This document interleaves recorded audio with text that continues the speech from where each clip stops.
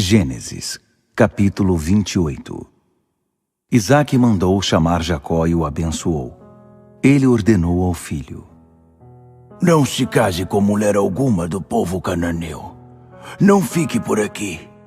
Vá para Padã-Arã, para a família de Betuel, pai de sua mãe. Case-se com uma das filhas do seu tio Labão. Que o Deus forte abençoe você com muitos filhos, um verdadeiro ajuntamento de povos, e que ele dê a você e aos seus descendentes a bênção de Abraão, para que tomem posse desta terra por herança, a terra que Deus deu a Abraão. Essa foi a despedida de Isaque e Jacó, que partiu para Padã-Arã ao encontro de Labão, filho de Betuel, o arameu, irmão de Rebeca, mãe de Jacó e Esaú. Esaú ficou sabendo que Isaque havia abençoado Jacó e que o tinha mandado para Padã-Arã a fim de casar-se ali. Também soube da ordem acrescentada à bênção: não se case com mulher alguma do povo cananeu, e que Jacó havia obedecido e seguido para Padã-Arã. Ao perceber quanto o pai detestava as mulheres do povo cananeu, viajou para o território de Ismael e ali casou-se com Maalate, irmã de Nebaiote e filha de Ismael, filho de Abraão. Ela veio juntar-se às esposas que ele já possuía. Jacó saiu de Berseba a caminho de Harã. Ao escurecer, procurou um lugar para passar a noite. Na hora de deitar, ajeitou uma pedra debaixo da cabeça, no lugar de um travesseiro. Ele dormiu e teve um sonho. Uma escada apoiada na terra chegava até o céu, e os anjos de Deus subiam e desciam por ela. De repente, o Eterno apresentou-se a ele e disse: Eu sou o Eterno, o Deus de seu pai Abraão e o Deus de Isaque. Dou a você e a seus descendentes esta terra em que você está dormindo. Seus descendentes serão numerosos como o pó da terra. Eles se espalharão de norte a sul e de leste a oeste. Por meio de você e de seus descendentes, todas as famílias da terra serão abençoadas. Vou estar sempre com você e o protegerei aonde quer que vá. Também vou trazer você de volta a esta terra, e até que eu tenha cumprido tudo o que prometi, não vou deixar você. Jacó acordou e exclamou: Sem dúvida, o Eterno está neste lugar e eu não sabia. Ele estava apavorado e balbuciava, incapaz de conter o espanto. Que coisa inacreditável, maravilhosa e santa! Esta é a casa de Deus, é a porta do céu! Jacó levantou-se de manhã bem cedo e pôs a pedra que havia usado como travesseiro na posição vertical, como uma coluna para memorial. Depois disso, derramou óleo sobre ela e deu ao lugar o nome de Betel, Casa de Deus. Até aquele dia, a cidade se chamava Luz. Jacó ainda fez um voto: Se Deus me acompanhar e me proteger nesta viagem, se Ele me der roupa e alimento e me levar em segurança de volta à casa de meu pai, o Eterno será o meu Deus. Esta pedra que levanto como coluna para memorial marcará este lugar como local da habitação de Deus. Além disso, de tudo que Ele me der, devolverei a 10ª parte. Gênesis, capítulo 29. Jacó seguiu viagem em direção ao povo do Oriente e chegou a um poço situado numa área aberta. 3 rebanhos de ovelhas se aglomeravam à volta dele. Era daquele poço que os rebanhos bebiam, e ele estava coberto por uma pedra muito grande. Depois que todos os rebanhos chegavam, os pastores rolavam a pedra e davam água para as ovelhas. Em seguida, rolavam a pedra de volta para cobrir o poço. Jacó perguntou aos pastores: Amigos, de onde vocês são? Eles responderam: Somos de Harã. Vocês conhecem Labão, filho de Naor? Indagou Jacó. Sim, conhecemos. Jacó continuou perguntando: Ele está bem? Eles responderam: Sim, muito bem. E ali está chegando Raquel, filha dele, trazendo o rebanho. Jacó disse: Ainda vai demorar para escurecer. Acho que ainda não está na hora de recolher as ovelhas, está? Deem água para os rebanhos e levem as ovelhas de volta ao pasto. Eles disseram: Não podemos fazer isso. Temos de esperar até que todos os pastores cheguem aqui. É preciso muita gente para rolar a pedra do poço. Só depois é que os rebanhos podem beber. Enquanto Jacó conversava com eles, Raquel chegou com o rebanho do pai. Ela era pastora. Assim que viu Raquel, filha de Labão, irmão de sua mãe, chegando com as ovelhas do seu tio Labão, Jacó rolou sozinho a pedra da boca do poço e deu água às ovelhas. Em seguida beijou Raquel e se derramou em lágrimas. Contou à moça que era parente do pai dela, filho de Rebeca. Ela correu e contou tudo ao pai. Quando soube da novidade, Jacó, filho de sua irmã, estava na cidade. Labão correu ao encontro dele, abraçou-o, beijou-o e o levou para casa. Já acomodado, Jacó fez a Labão um relato completo da viagem. Labão o reconheceu. Você é meu parente, sangue do meu sangue. Depois de um mês que Jacó estava com ele, Labão propôs: Você é meu sobrinho, por isso não deve ficar trabalhando de graça. Diga-me quanto quer receber, quanto seria justo. Labão tinha 2 filhas. Lia era a mais velha e Raquel a caçula. Lia tinha belos olhos, mas Raquel era de uma beleza impressionante. E Jacó amava Raquel. Jacó respondeu: Trabalharei para você durante 7 anos em troca de Raquel, sua filha mais nova. Labão gostou da ideia. Combinado. É muito melhor que eu a dê a você que mais tarde ter de concordar em que ela se case com alguém de fora. Fique aqui comigo. Assim Jacó trabalhou 7 anos em troca de Raquel. Mas para ele pareceram poucos dias, porque a amava muito. No prazo acertado, Jacó disse a Labão: Agora quero minha esposa. Já cumpri minha parte do acordo. Estou pronto para consumar meu casamento. Labão convidou toda a população local e deu uma grande festa. Mas quando chegou a noite, foi Lia quem ele conduziu ao leito nupcial, e Jacó deitou-se com ela. Labão deu a Lia uma escrava chamada Zilpa para que a servisse. Quando o dia clareou, lá estava Lia no leito nupcial. Jacó foi tomar satisfações com Labão. Por que você me fez isso? Não trabalhei todo esse tempo em troca da mão de Raquel? Por que você me trapaceou? Labão respondeu: Não é assim que costumamos fazer aqui. Não damos a filha mais nova em casamento antes da mais velha. Aproveite sua semana de lua de mel e darei a você também a outra. Mas isso custará mais 7 anos de trabalho. Jacó concordou. Ao completar a semana de lua de mel, Labão entregou Raquel a ele. E deu a Raquel uma escrava chamada Bila para que a servisse.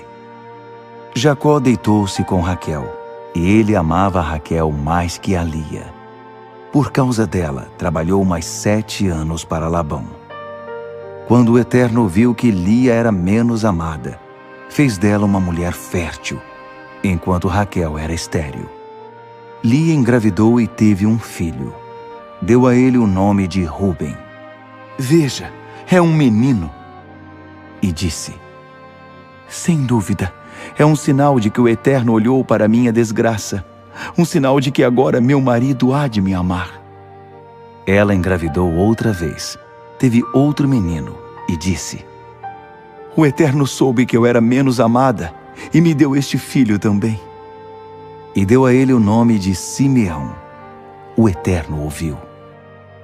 Depois disso, engravidou mais uma vez, outro menino, e disse: Quem sabe agora meu marido se afeiçoará a mim?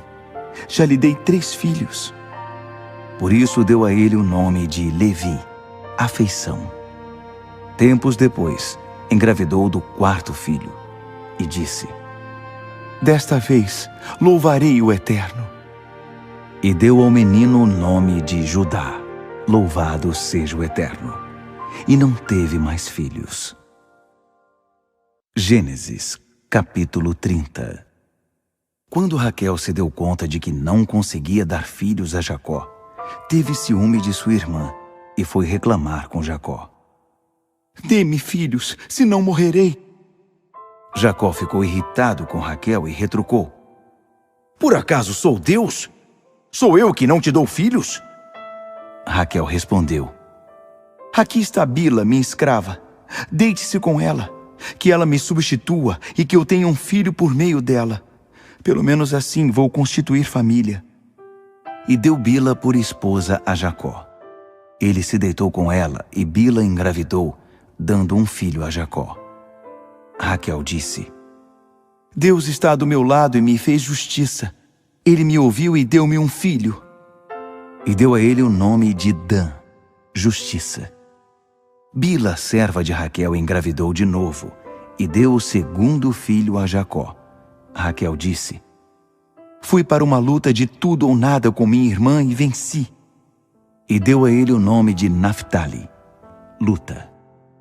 Quando Lia percebeu que não procriava mais, deu sua escrava Zilpa como esposa a Jacó. E Zilpa teve um filho dele. Lia disse. Que sorte! E deu ao menino o nome de Gade, afortunado. Quando Zilpa, serva de Lia, teve o segundo filho com Jacó, Lia exclamou. Que dia feliz! As mulheres me darão os parabéns pela minha felicidade. E deu a esse filho o nome de Azer, feliz. Certo dia, durante a colheita do trigo, Rúben achou algumas mandrágoras no campo e levou-as para casa como presente para Lia. E Raquel perguntou a Lia. Posso ficar com algumas das mandrágoras que seu filho trouxe? Mas Lia retrucou. Será que não basta você ter roubado meu marido? Agora quer também as mandrágoras do meu filho? Raquel respondeu. Tudo bem, vou deixar que ele se deite com você esta noite, em troca das mandrágoras que seu filho trouxe. Quando Jacó voltou do campo e chegou em casa à noite, Lia foi ao seu encontro. Deite-se comigo esta noite. Troquei as mandrágoras de meu filho por uma noite com você. Então ele se deitou com ela naquela noite, e Deus ouviu a oração de Lia.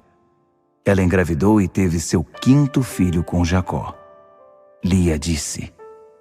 Deus me recompensou por eu ter dado minha escrava ao meu marido. E deu a ele o nome de Issacar, permutado. Lia engravidou mais uma vez e teve seu sexto filho com Jacó, dizendo. Deus me deu um presente maravilhoso. Desta vez meu marido até me dará presentes. Afinal, já lhe dei 6 filhos. E deu ao menino o nome de Zebulon, honra. Por último teve uma menina, e deu a ela o nome de Diná. Mas Deus também se lembrou de Raquel. Ouviu a oração dela e permitiu que ela engravidasse. Ela teve um menino e disse. Deus pôs um fim à minha humilhação. E deu a ele o nome de José, acréscimo, orando.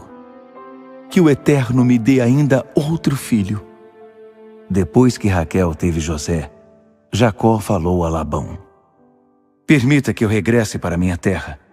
Quero minhas esposas porque trabalhei por elas e meus filhos. Você é testemunha de como trabalhei duro para você. E Labão disse.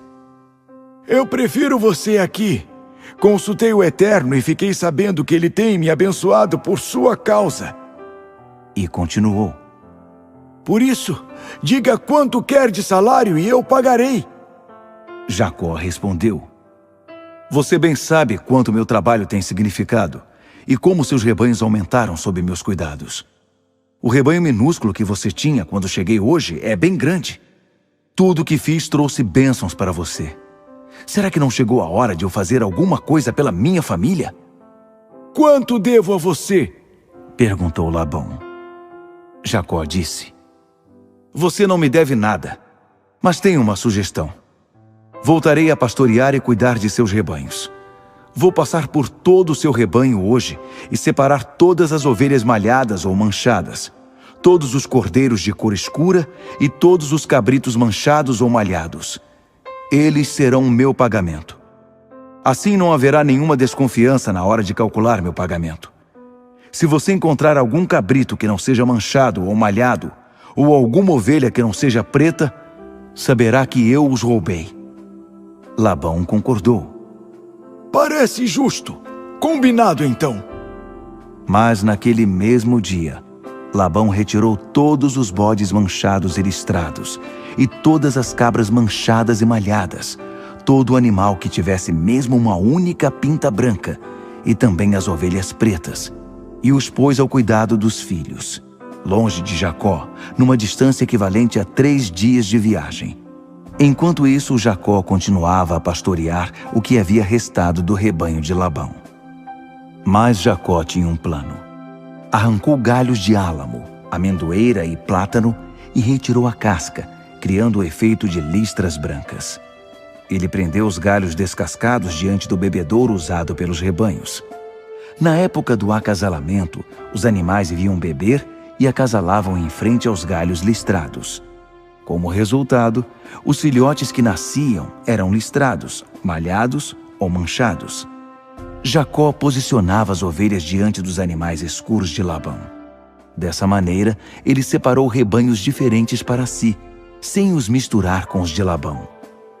Quando os animais fortes estavam na época de acasalamento, Jacó colocava os galhos no bebedouro à vista deles, para que acasalassem diante dos galhos.